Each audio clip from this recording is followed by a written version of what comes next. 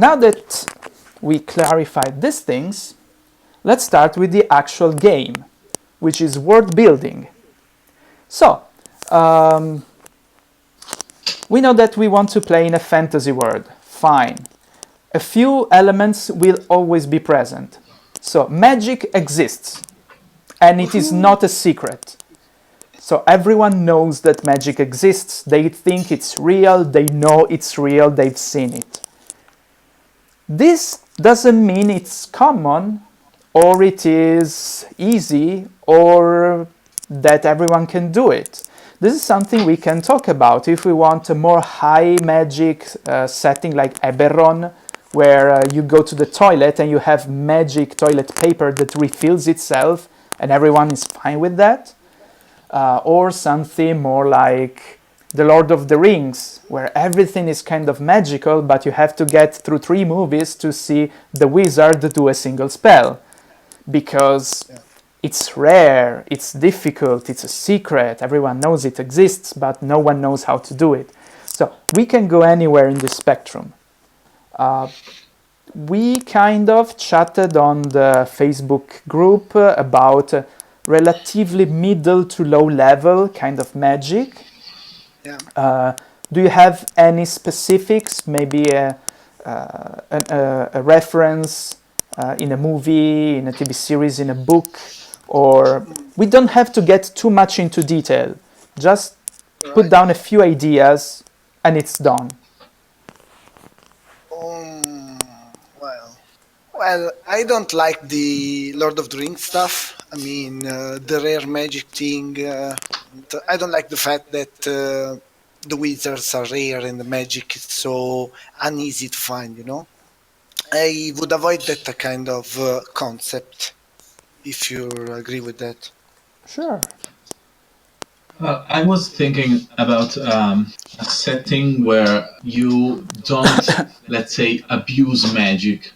That is, when a spellcaster decides to use magic, is because it's important.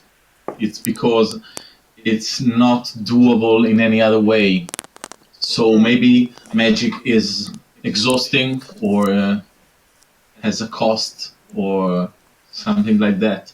So it's common, maybe it's common and it's known, but it's not everywhere. Okay. Yeah. Right.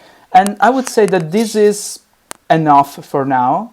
More detail will come if some of you end up playing the wizard or some other magic user class, and then you will really drill down on how it works, why you can do the things you can do.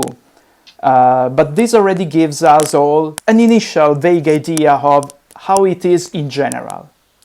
So it exists, anyone knows it, potentially anyone can learn it, but it's not so easy, it's not so cheap, it's not trivial.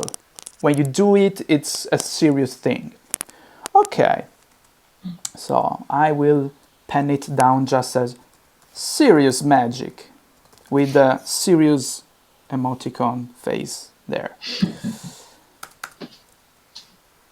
Then another element that will be in the world is that cities and civilization in general. Cities are spots of light within a vast darkness. Anywhere outside the city wall is a hazardous territory. Rural life is harsh and dangerous, the savage frontier where civilization fights the wilderness. Travel and trade are possible, but also unpredictable and dangerous. Within these, the protagonists have the tools to bring a change to the world, but they are by no means invulnerable or infallible. So this is the only thing that is fixed. The rest is up for grabs. So, let's say, what kind of fantasy world would you like to start playing? I'm okay with the standard medieval thing, if nothing else, but it's more relatable, at least at the start. Yeah, I agree with that. If I have to pick one, I would like to choose more like a Game of Thrones, like of tone, using Game of Thrones as a reference for how we imagine the game and the kind of story, I would say it's perfect. If it's okay for the others too. completely agree with this. I am perfectly up for it. Okay, so let's just write down Game of Thrones like game.